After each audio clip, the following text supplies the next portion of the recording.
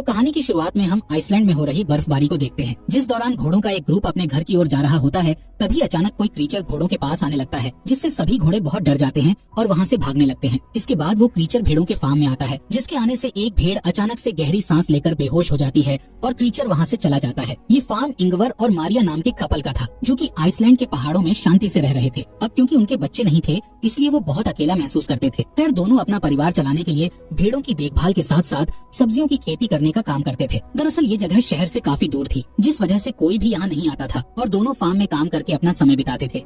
एक शाम मारिया और इंगवर अपनी प्रेग्नेंट भेड़ों की डिलीवरी में मदद करते हुए नजर आते हैं, जहाँ उन्हें पता चलता है कि बहुत सारी भेड़ों ने बच्चों को जन्म दिया है, जिससे मारिया बहुत खुश थी। लेकिन इंगवर को उनमें ज्यादा दिलचस्पी नहीं थी, क्योंकि इतनी सारी भेड़ों को पालने के लिए बहुत ज्यादा खर्चा होता था। एक दिन जब दोनों काम करके आपस में बातें कर रहे थे, तब मारिया इंगवर को अपने ट्रैक्टर में होने वाली प्रॉब्लम्स के बारे में बताती है, जिस पर वो कहता है कि उन्हें अगले सीजन से पहले ट्रैक्टर को ठीक करवाना होगा। इसी दौरान भेड़ों की शेड में उनका डॉग भौंकने लगता है, इसलिए उसे देखने के लिए दोनों शेड में आ जाते हैं। यहाँ वो देखते हैं कि डॉग एक प्रेग्नेंट भेड़ को देखकर भौंक रहा था, क्योंकि उस भेड़ का डिलीवरी का समय हो गया था। खैर, मारिया और इंगवर मिलकर उस भेड़ की डिलीवरी में हेल्प करते हैं, लेकिन जब वो उस भेड़ के बच्चे को देखते हैं तो बुरी तरह शॉक हो जाते हैं। दरअसल उस भेड़ ने एक हाइब्रिड बच्चे को जन्म दिया था, जिसमें उसका सिर भेड़ का था और शरीर इंसानों वाला था। यहाँ मारिया उस बच्चे को अपने साथ घर में ले जाती है और फिर दोनों मिलकर उसकी देखभाल करने लगते हैं। अब क्योंकि उनका कोई बच्चा नहीं था, इसलिए वो उसे ही अपना बच्चा मानने लगते हैं और उसे बहुत प्यार करते हैं। साथ ही वो उसका नाम अड़ा रखते हैं और उसे इंसानों की तरह ट्रीट करते हैं। इसके अलावा इंगवर उसके लिए एक बेबी कार्ट ले आता है और उसे बेडरूम में रख देता है, ताकि अड़ा हमेशा उनके साथ रहे। कुछ दिन बीतने के बाद हम देखते हैं कि अड़ा की असली माँ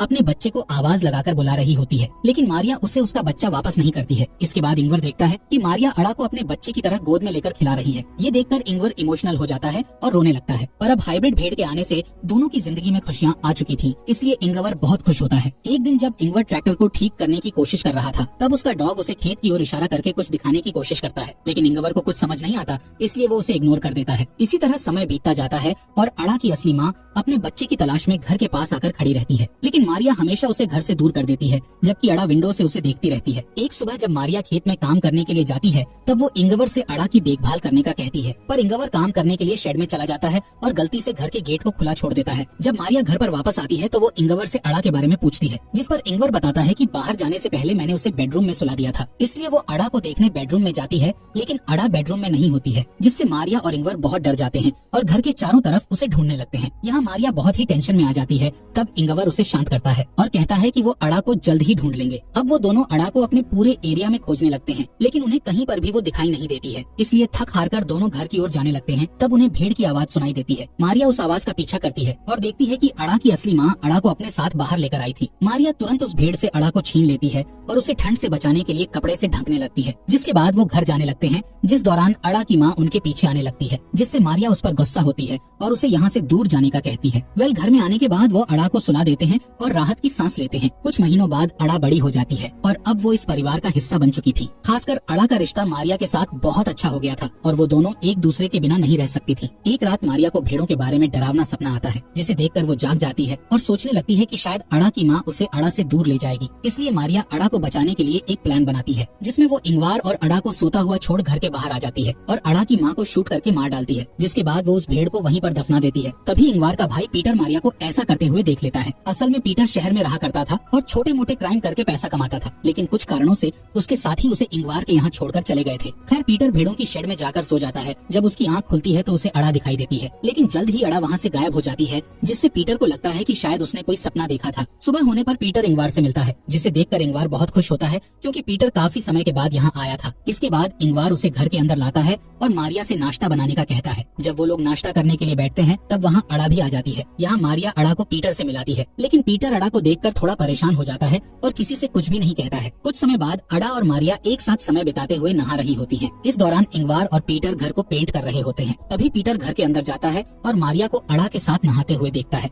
जब इंगवार घर में आता है, तब पीटर उससे पूछता है कि आखिर यहाँ क्या चल रहा है, जिस पर इंगवार उससे सिर्फ इतना कहता है कि उनका परिवार बहुत खुश है। रात में मारिया अड़ा को पीटर के पास लाती है और अड़ा को अपने अंकल पीटर से गुड नाइट कहने का बोलती है। तब पीटर एक बार फिर इंगवार से अड़ा के बारे में बात करने की कोशिश करता है, जिस पर इंगवार कहता है कि वो इस बारे में बात करना नहीं चाहता है। साथ ही वो पीटर से कहता है कि तुम यहाँ जब तक चाहो तब तक रह सकते हो, लेकिन तुम हमारे पर्सनल लाइफ में कोई भी इंटरफेयर नहीं करोगे। यहाँ मारिया इंगवार से पूछती है कि आखिर पीटर यहाँ कितने दिनों तक रुकने वाला है। असल में पीटर मारिया के साथ फ्लर्ट करता था और उसे हमेशा गंदी नजरों से देखा करता था, इसलिए वो चाहती थी कि पीटर जल्द से जल्द यहाँ से चला जाए। खैर, इंगवार उससे कहता है कि पीटर यहाँ कुछ कुछ समय तक रहेगा, क्योंकि वो अक्सर उन लोगों से बचने के लिए यहाँ आता है जिनको उसे पैसे चुकाने होते हैं। अगली सुबह तीनों मिलकर खेत में आलू लगा रहे होते हैं और उनका डॉग अड़ा की देखभाल कर रहा होता है, लेकिन अड़ा उस डॉग को डरा देती है। दूसरी तरफ तीनों एक ब्रेक लेते हैं, जिस दौरान पीटर मारिया से फ्लर्ट करने लगता है, लेकिन मारिया उसे दूर कर देती है। तब पीटर उससे कहता है कि तुम जिसे इंसान समझकर अपने घर में रखे हुए हो वो सिर्फ एक जानवर है, पर मारिया उसकी बातों पर ध्यान नहीं देती है और वहाँ से चली जाती है। अगली सुबह इंगवार अपने भाई पीटर को उठाता है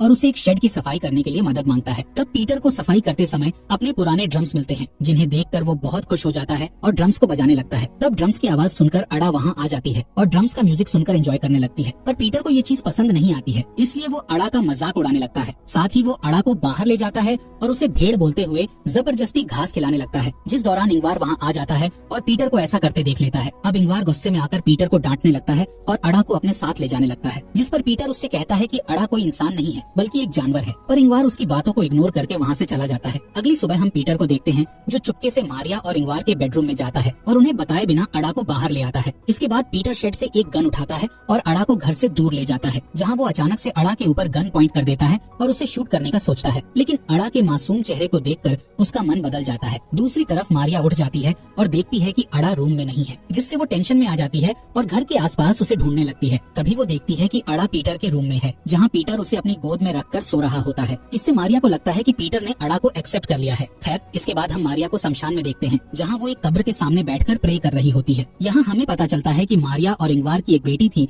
जिसका नाम अड़ा था, लेकिन किसी कारण से उनकी बेटी की मौत हो गई थी, जिससे वो दोनों काफी अकेले हो गए थे। यही वजह थी कि उन्होंने उस हाइब्रिड भेड़ के बच्चे का नाम अड़ा रखा था और वो उसे अपनी बेटी के रूप में देखने लगे थे। यहाँ इंगवार अड़ा को कहानियाँ सुनाता है, जिस दौरान उसे अपनी मरी हुई बेटी की याद आती है, जिससे वो बहुत इमोशनल हो जाता है। तब मारिया उसके पास आती है और उसे शांत करने लगती है। असल में ये दोनों अपनी बेटी की मौत का जिम्मेदार खुद को मानते थे, जिससे दोनों के बीच में काफी दूरियां भी हो गई थी, लेकिन जब से उन्हें अड़ा मिली थी तब से उन दोनों के बीच दूरियां खत्म होने लगी थी। इसके अलावा पीटर भी अब अड़ा को पसंद करने लगा था और अक्सर उसे घुमाने के लिए बाहर ले जाता था, जिससे इंगवार और मारिया भी खुश होते थे और उन्हें अच्छा लगता था कि पीटर ने उसे अपना लिया है। एक दिन पीटर अड़ा को अपने साथ मछली पकड़ने के लिए ले जाता है। तब वो अड़ा को अपने और इंगवार के बचपन के बारे में बताता है, लेकिन जब वो घर की ओर वापस जाते हैं तब रास्ते में उनका ट्रैक्टर खराब हो जाता है। यहाँ पीटर ट्रैक्टर को ठीक करने लगता है, पर उसे समझ नहीं आता है कि आखिर ट्रैक्टर में क्या प्रॉब्लम है, इसलिए वो ट्रैक्टर को वहीं छोड़ देता है और अड़ा को लेकर घर आ जाता है, जहाँ डिनर करने के बाद वो सभी टीवी में एक गेम देखते हैं, लेकिन उनकी टीम हार जाती है, जिससे उनका मूड खराब हो जाता है। इसलिए मारिया सबको खुश करने का सोचकर टीवी में पीटर के एक पुराने म्यूजिक वीडियो को चला देती है, जिससे सबका मूड अच्छा हो जाता है और वो डांस करने लगते हैं। यहाँ वो तीनों एंजॉय करते हुए ड्रिंक कर रहे थे। तब अड़ा उन्हें बिना बताए घर से बाहर आ जाती है, जहाँ वो उसी क्रीचर को देख लेती है जो कि कहानी की शुरुआत में भेड़ों के फार्म में आया था। इस क्रीचर को देखकर अड़ा घर की ओर भागती है और शेड में जाकर अपने आप को देखने लगती है। दरअसल अड़ा के मन में ये चल रहा था कि वो अपने पेरेंट्स मारिया और इंगवार की तरह क्यों नहीं दिखती है, जिससे अब उसे शक भी होने लगा था कि वो दोनों उसके असली पेरेंट्स नहीं है। खैर, इधर इंगवार नशे में होने के कारण जमीन पर गिर जाता है, जिससे पीटर उसे बेडरूम में ले जाता है। तभी अड़ा भी वहाँ आ जाती है और इंगवार के साथ सोने लगती है, लेकिन अभी भी अड़ा उसी क्रीचर के बारे में सोच रही थी जिसे उसने थोड़ी देर पहले ही देखा था। इसी बीच पीटर मारिया के पास आता है और उसे टच करते हुए फ्लर्ट करने लगता है, जिस पर मारिया उसे रोकती है और दोबारा ऐसी हरकत करने से मना करती है। तब पीटर उसे ब्लैकमेल करता है कि मुझे पता है तुमने अड़ा की असली माँ को मार दिया है और अगर तुमने मेरी बात नहीं मानी तो मैं अड़ा को सब कुछ बता दूंगा। इसलिए मारिया को मजबूरी में आकर पीटर की बात माननी पड़ती है, लेकिन किसी तरह वो पीटर को एक रूम में बंद कर देती है। तब पीटर चिल्लाते हुए उससे गेट खोलने का कहता है, लेकिन मारिया उसे इग्नोर करके वहाँ से चली जाती है। अगली सुबह मारिया पीटर के पास जाती है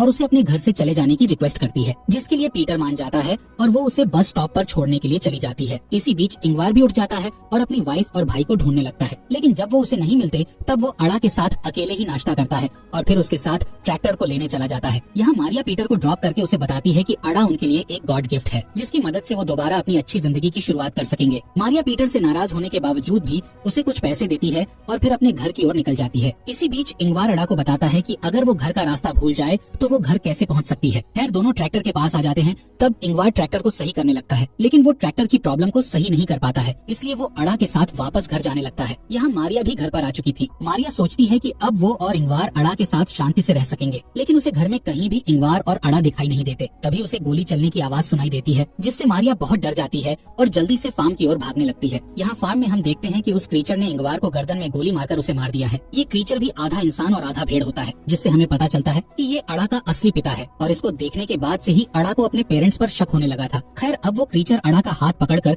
उसे अपने साथ ले जाने लगता है। तब अड़ा इंगवार के पास जाने के लिए अपने हाथ को उस क्रीचर से छुड़ाने लगती है, पर वो क्रीचर उसे पकड़कर ले जाता है और अड़ा रोते हुए इंगवार को देखती रहती है। जल्द ही मारिया वहाँ आ जाती है और इंगवार को मरा हुआ देखकर बुरी तरह रोने लगती है। अब मारिया के पास कुछ भी नहीं बचा था और वो पूरी तरह से अकेली हो गई थी। कहानी के अंत में मारिया अपनी सारी उम्मीद खोकर अपनी आंखों को बंद कर लेती है और इसी के साथ इस मूवी का यहीं पर एंड हो जाता है।